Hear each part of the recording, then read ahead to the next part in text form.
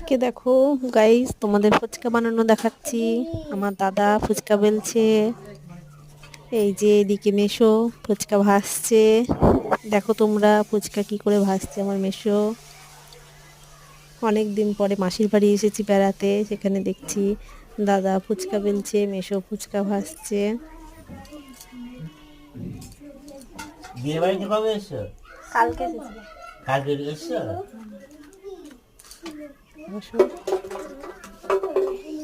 দেখো কি সুন্দর ফুচকা ভাজছে মেশো।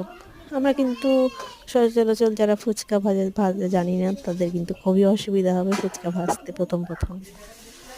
ও কি সুন্দর, এরই কি সুন্দর ফুলে উঠছে ফুচকাগুলো কোন কোন ভাবে। দেখে তো মানে লোভ সামলানো যাচ্ছে না, এত সুন্দর ফুচকা।